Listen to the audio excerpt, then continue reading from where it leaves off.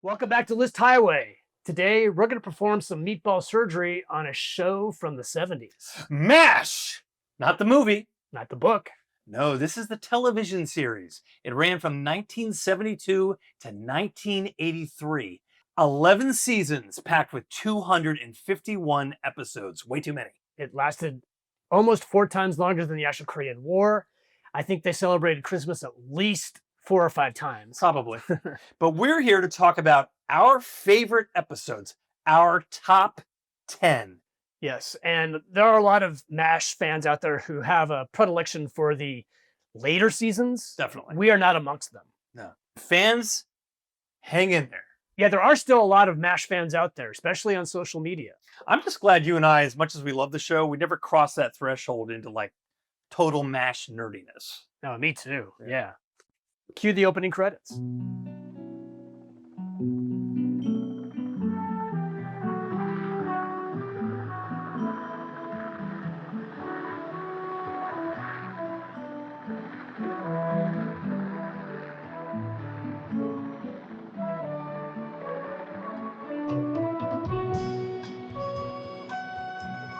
Wait a minute, what clip did you just show in the opening?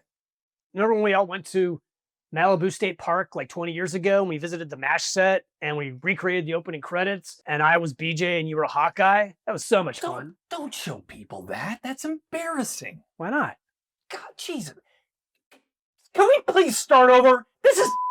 Sorry for the disruption. That'll never happen again. We'll see.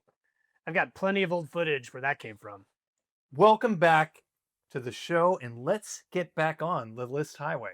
Or the Yalu Brick Road, as some might call it.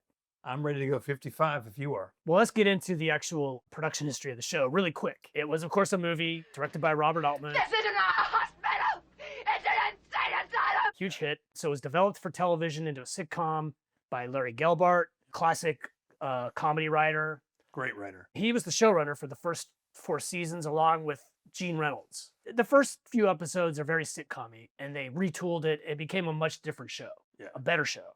Let's still be funny, but let's also show the horrors of war. I don't think dramas did that too. I think it might have been the first show on television to actually get into, holy shit, war is hell. This started when the Vietnam War was still raging on. So this show started as kind of an anti-Vietnam comment at the same time. And I would also add that I think the second half of the series doesn't have that great balance of drama and comedy. No. I also think Alan Alda and Burt Metcalf. He became the showrunner. Burt Metcalf, but he became the showrunner, but Alan Alda had a lot of pull. He was the creative consultant. Yeah, and I think he was really into the more serious stuff, which is great. He does it well. Yeah. But sometimes you miss the witty comedy that was the first half of the series. It becomes way more cloyly sentimental and sappy, I think, in the later seasons. This isn't a war, it's a murder. This isn't a war, it's a murder. You know the classic phrase, jump the shark, right? What that means? Yeah. I would say for MASH, instead of jump the shark, it's BJ's mustache. Totally. As soon as you see BJ with a mustache, that's a clear sign that the quality of the show is declining. Well, speaking of mustaches, what's up with yours? Well, I thought I would grow a mustache as a symbolic reference of the BJ's mustache phenomenon that I just talked about. Well, that's what I did. But you have a beard. I thought you grew that beard to honor William T. Riker from Next Generation. No. With Riker's beard, however, it was the opposite. As soon as you see Riker's beard, you know that Star Trek Next Generation is only getting better. Well, anyway, should we get into the top 10? I'm excited about this. Let's dive in to number 10. Chris, take it away. All right, number 10 is Deluge from the 4th season. Colonel, I don't know how to tell you this, but I've had a better offer. Take me with you. Sandwiches. Run it up on those windows. Show the patience. I was peanut butter and jelly. It took me 3 weeks to requisition that. Hey, cow! The last truly great season of the show. The show weathered a huge cast change at this point. They lost McLean Stevenson as Henry Blake and Wayne Rogers as Trapper John McIntyre. New cast members came in. Harry Morgan as Colonel Sherman T. Potter and Mike Farrell as BJ Honeycutt. Yep. Totally different from their predecessors. And this was a lot like another episode we're going to talk about later on this list. I'm going to say right off the bat, the episodes where the 4077th has to cope with extreme conditions are always my favorite. Yeah. There's a tension. Yeah. There's comedy, but there's the drama thrown in. Yeah. Um, Sometimes it's shelling. Sometimes there's a sniper. Sometimes it's extreme heat. Yeah. Sometimes it's extreme cold. Yeah. This is all of that. It's raining nonstop. you're focused on in the OR. They have a deluge of soldiers coming in to be operated on. And to make matters worse, the 407th is erroneously getting shelled. It reminds me of another episode we will talk about later. But one big standout about this is that this episode does that juxtaposition of what's going on in the unit with what's going on, I think, in news. They splice in newsreel footage, which was how people saw the news back in the 40s and 50s, of people back in the States, what they would be seeing during this time. And then they would juxtapose that with the horrors that everyone in the 407th is going through. Meet Dagwood, a female feline featuring prodigious prowess at ping pong in Portland, Oregon. Cut to a patient having phosphorus shrapnel inside of him. Yeah.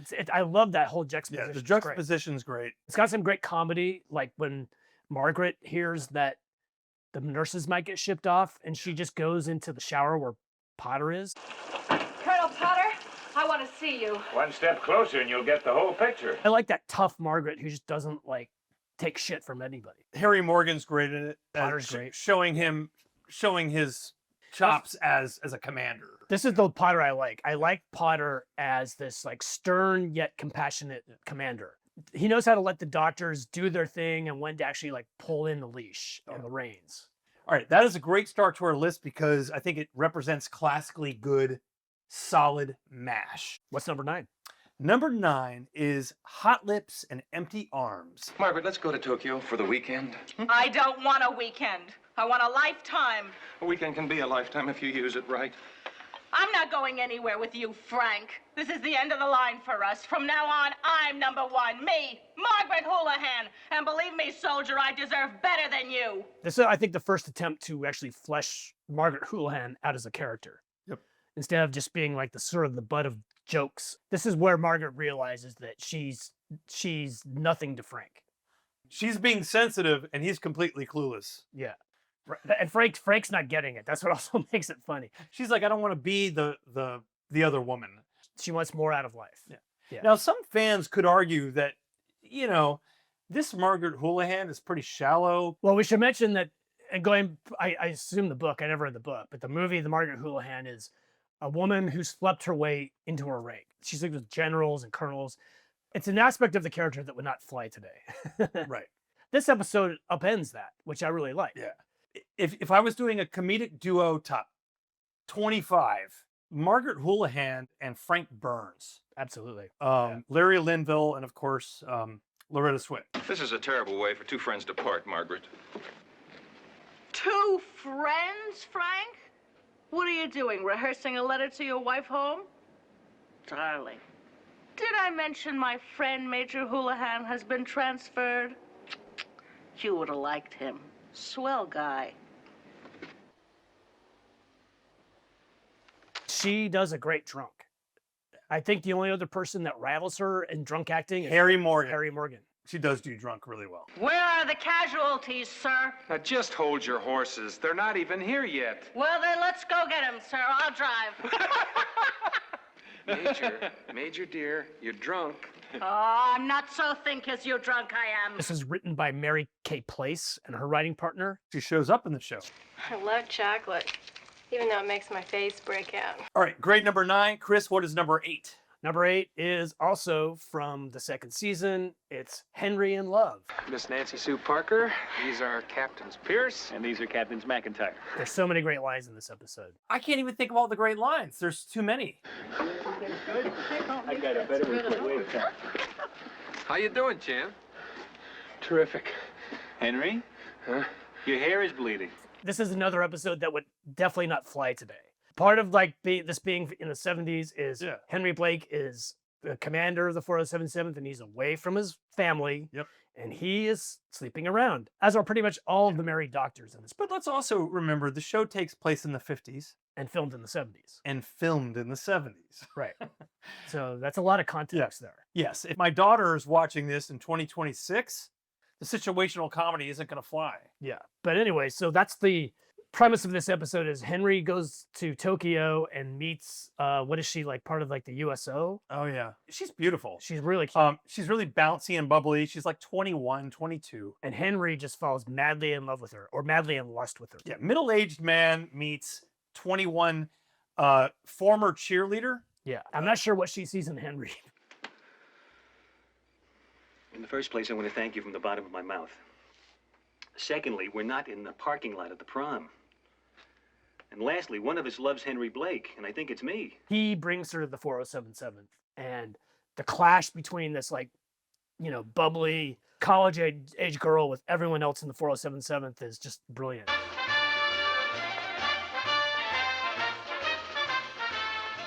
Look at Henry, the proud father. And one of my favorite lines in the entire series is spoken by Frank Burns. Everyone's been so terrific about being nice to me. It's nice to be nice to the nice. Glad to have met you. Nice to be nice to the nice. I'm just making conversation. Try doing it with your mouth shut. I actually say that line as much as I can, just to see if anybody notices it. It's a solid episode that definitely would not get made today. Love that episode, though. Oh, what's number 7? Number 7 is Yankee Doodle Doctor. You stink!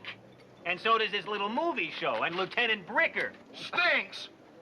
Oh, you. Who are you calling a you? It's from the first season where I think they retooled the show, and I think they got the formula right. This film crew's in town to show like the life of the MASH 4077th. It's propaganda. It's propaganda. Great supporting actor, by the way. Ed Flanders, who would later be in St. Elsewhere. We've mentioned him many times. He's in Exorcist 3. He's the documentarian, and he's really funny in this. He's great. Keep him on, but keep your head down so we don't get any reflection, huh? Now, but look up at the colonel. Now, but keep your head down. Look up at the colonel. But keep your head down. Look up at the colonel. And he's real serious, and Hawkeye is making light of it all. He gives up, he gets pissed off, and he storms away. There's this throwaway line, though, where Hawkeye says to Henry, Can we let Bricker go and keep his camera guy here and all his equipment?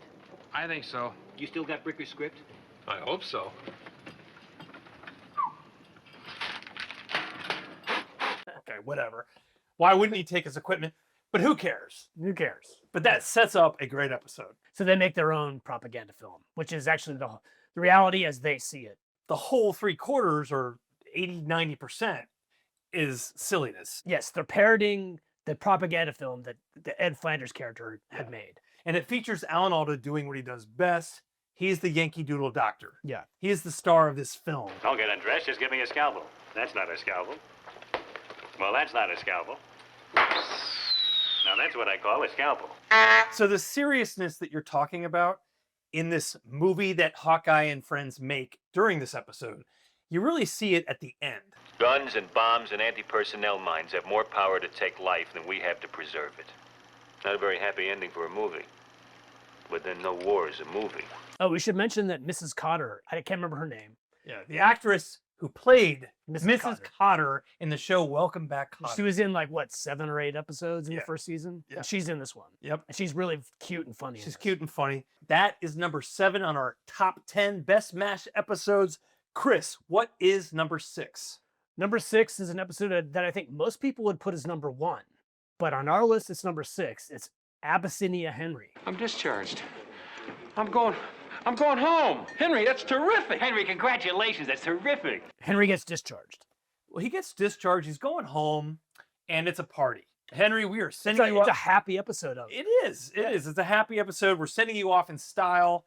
Hawkeye and Trapper, just party with them. We had a lot of laughs together.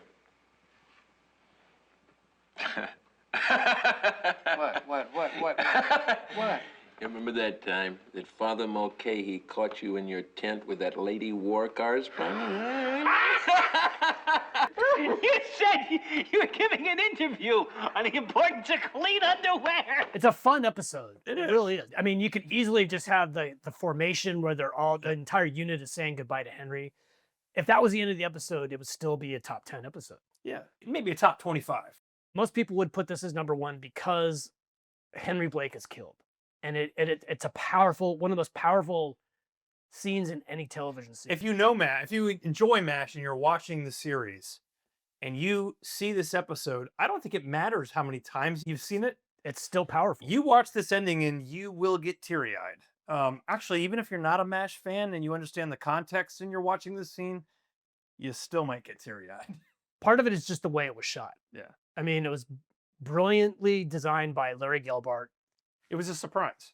We should clarify. It was a surprise to all the actors. Yeah. In the final scene. I think the only person who knew was Gary Berghoff. Radar. Because he has to deliver the news to the doctors in the OR. They filmed last. And it's one take. Lieutenant Colonel Henry Blake's plane was shot down over the Sea of Japan. It spun in. There were no survivors.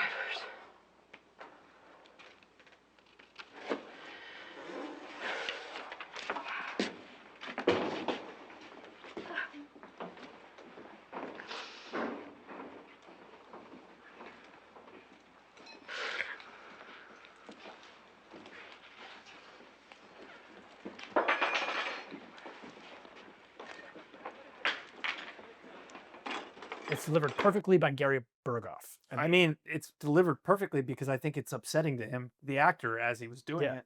It's all silence except for some noises. It's one of those amazing TV moments that I don't think you could recreate. This episode does a great job intentionally of juxtaposition of the fun and the comedy and the camaraderie and the good times they tried to have, and then the horrors of war creeping in.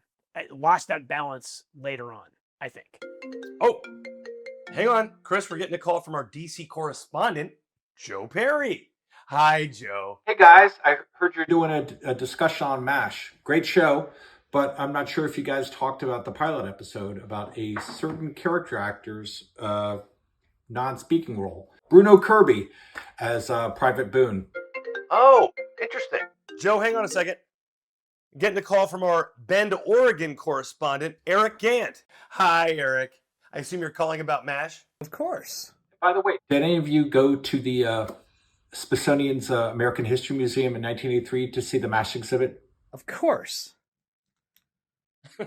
So, Todd, Henry's dead. What's number 5? Dear Sigmund. As you pointed out, Sigmund, there's a link between anger and wit. Anger turned inward is depression. Anger turned sideways is Hawkeye. It features a great character. He's a side character.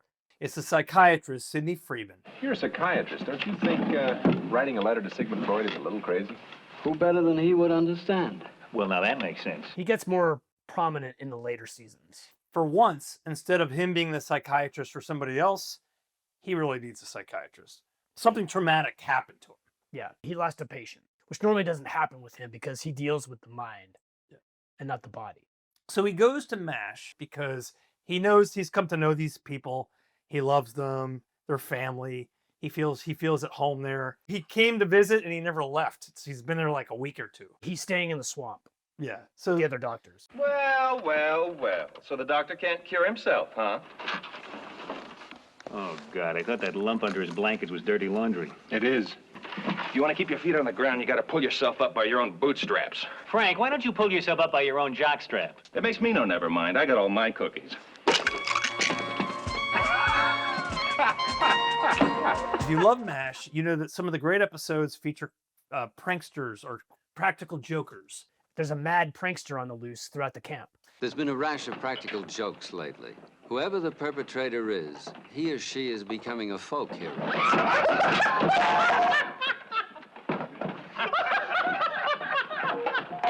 Mike Farrell's character. Is it a spoiler alert to say that he's the mad joker? The practical joke. I think it's okay to do spoilers for this. It aired in 1976. As loud as you can, shout air raid. Air raid! Air raid!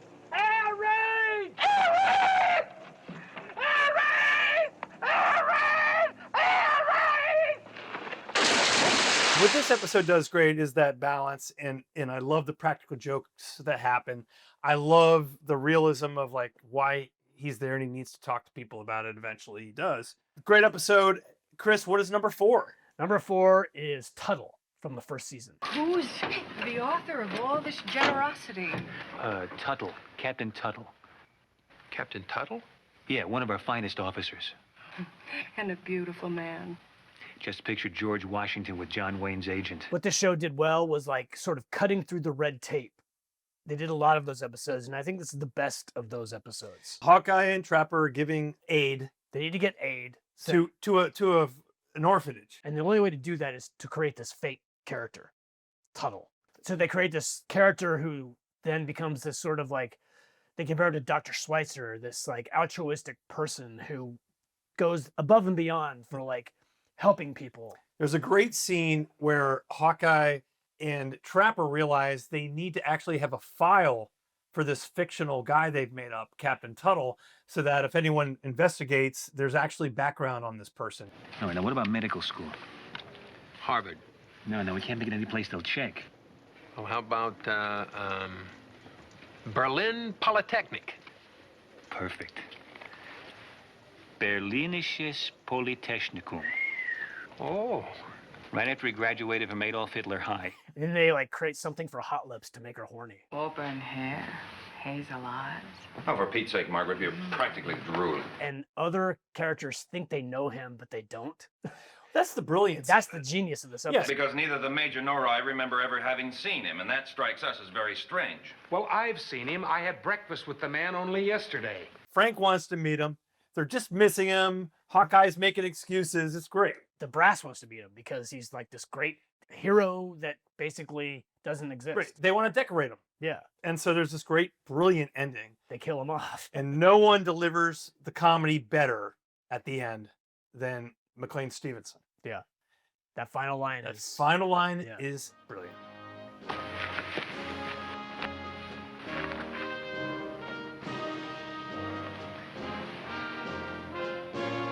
He was the best MOD we ever had. It's a great episode. It's, again, showcasing what MASH did best.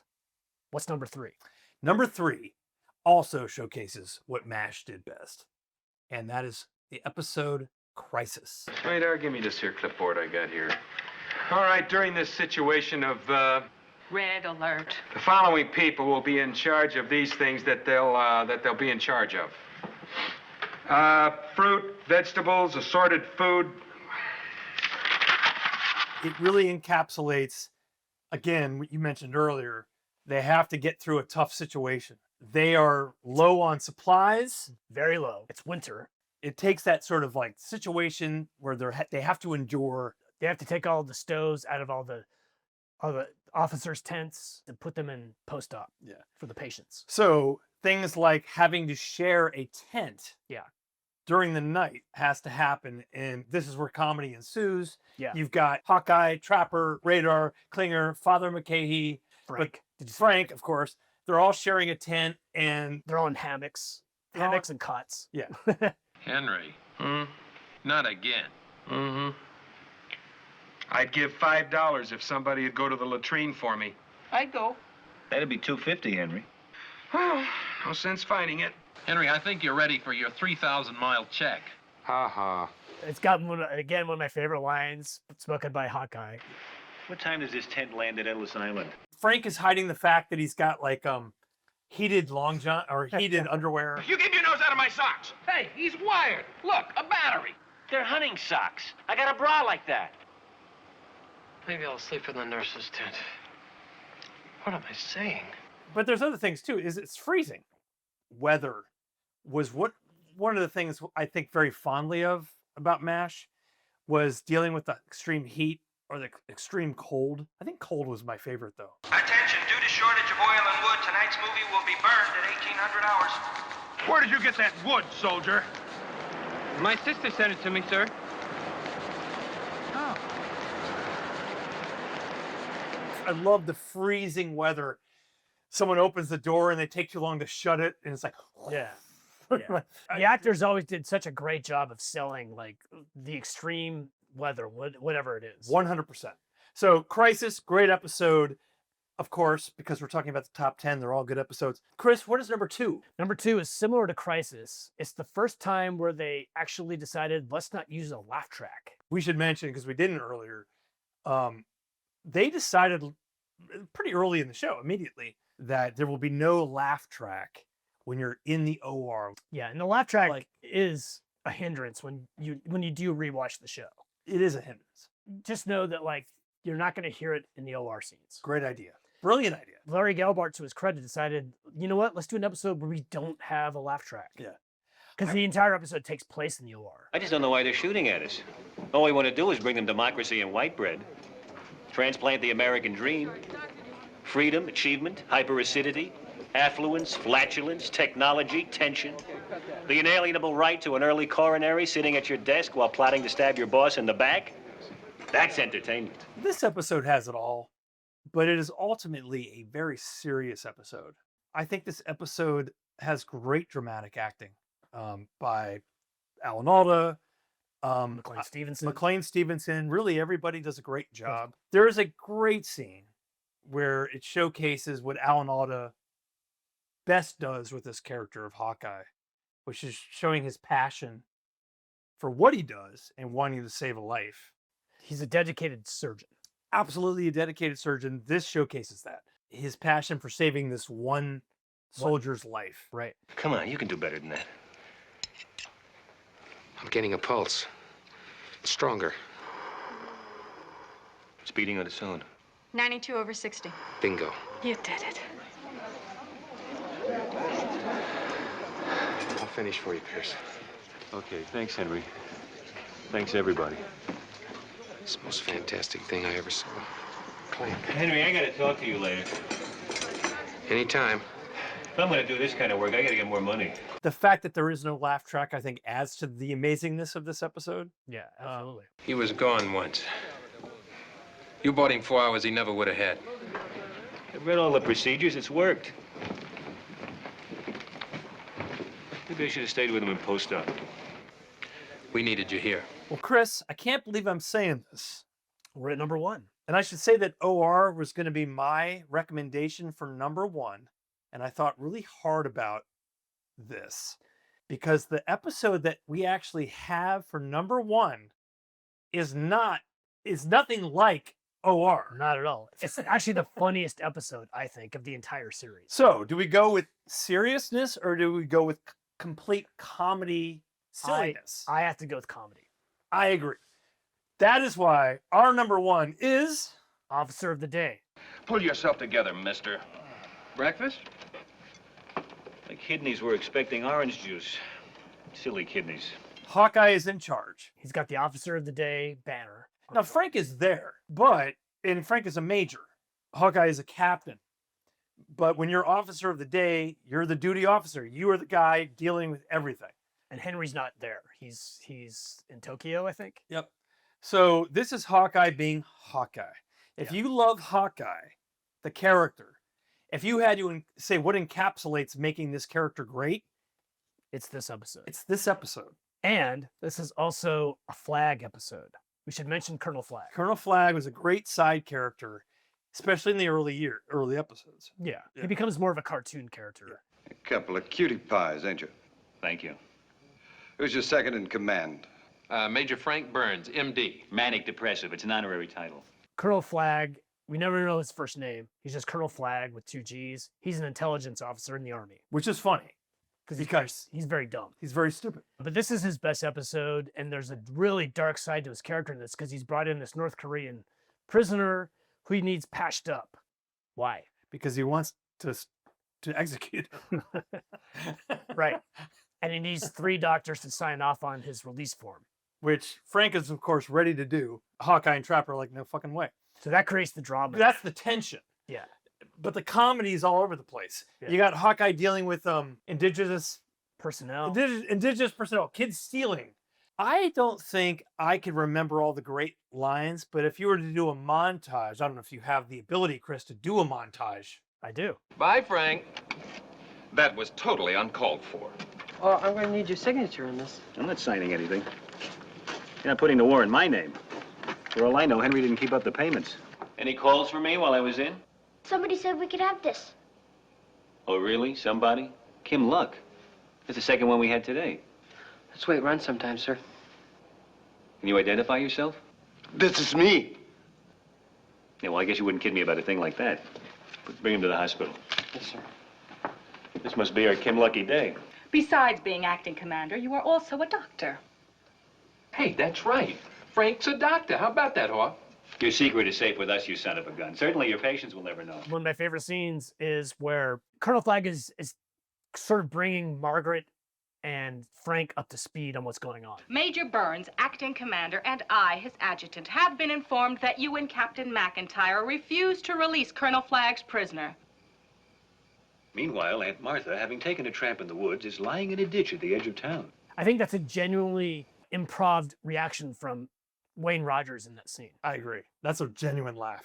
Yeah, it's so funny. Hawkeye's delivery is that line is great. And there's other great lines where when Flagg first approaches Hawkeye and he's like, I remember you. Perkins, Captain Perkins.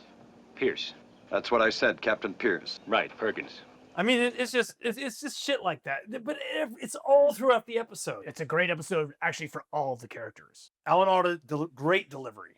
Yeah. On every joke. Yeah. On every joke. Yeah. Frank Burns and Hawkeye adversarial stuff going on there. Radar being Radar. Trapper is the sidekick. Yeah. It's perfect. So, MASH fans, no, it's not the episode where everyone has surreal nightmares. No. For us, number one is Officer of the Day. It might be the tightest episode, and that's why it's number one for us. But number two is OR. Like, appreciate the drama. Ladies and gentlemen, take my advice.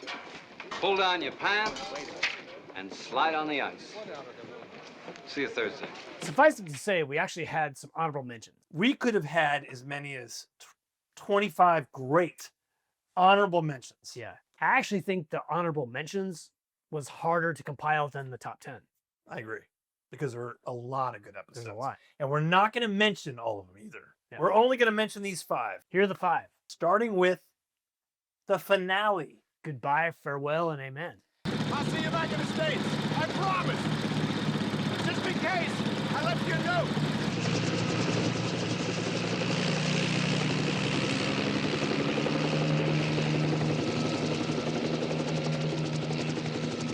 I think it's still the highest rated episode of a TV series of all time. I loved it. What I'll say about this episode is I disliked the first half. We've already seen Hawkeye go crazy many times. Yeah, but if you had to pick one Hawkeye goes crazy, I'm okay with this one. Okay, if you ignore all the other times, yes. Wait, Hale, you mean you wouldn't pick the episode where he screams, He pushed me!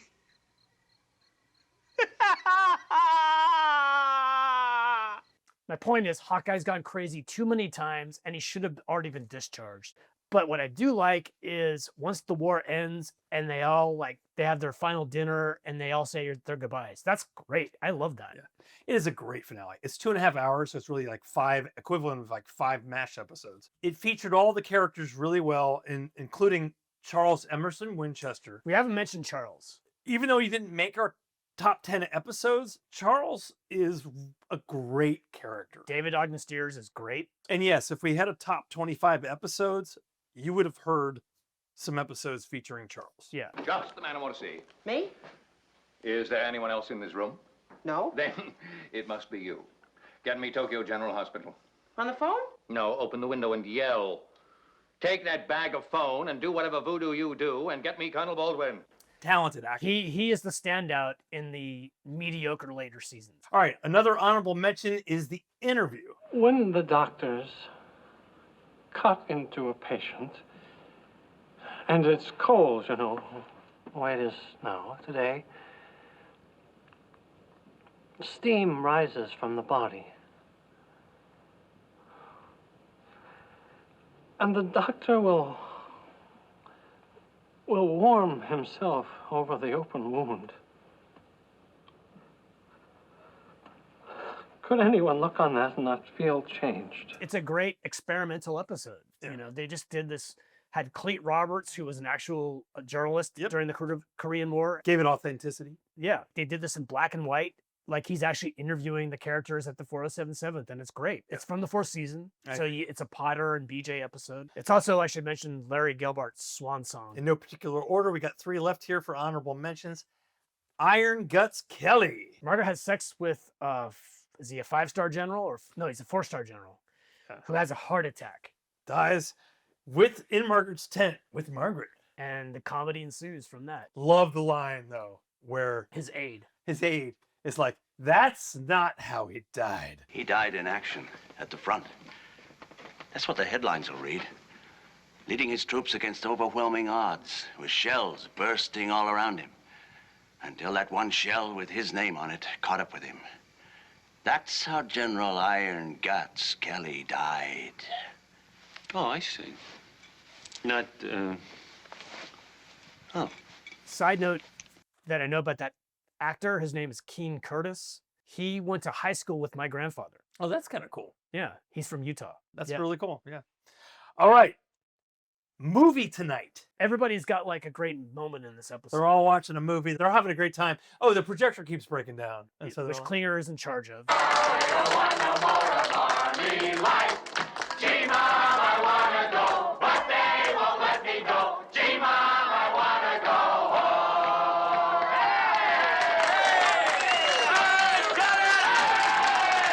I love the episodes where they feature the entire camp. Not just the ensemble. It's not just like 7 or 8 characters. This is the opposite of a later episode called The Party. That's right. Where BJ is organizing a party for everybody, all the relatives back in the States. But apparently it's only like the 7 characters of the show. See, that's why I would actually put that in the bottom.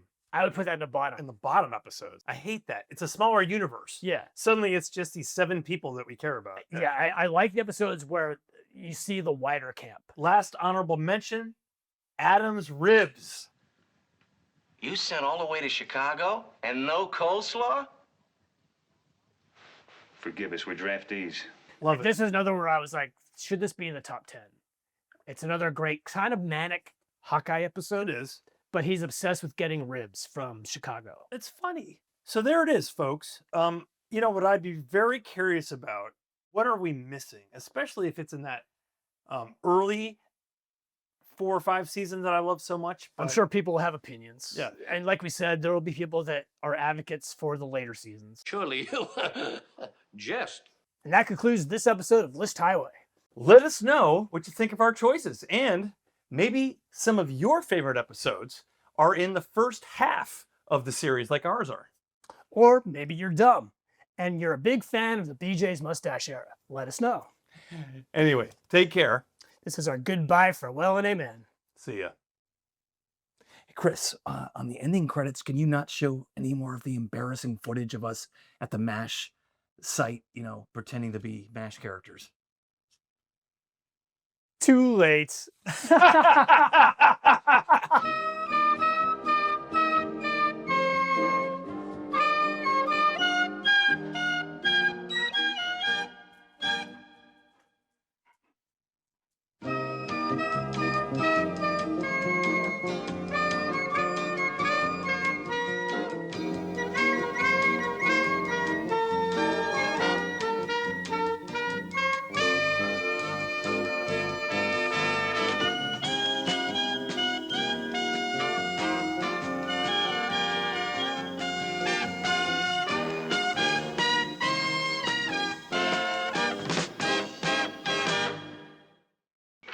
This is the last straw. Remind me to order more straws.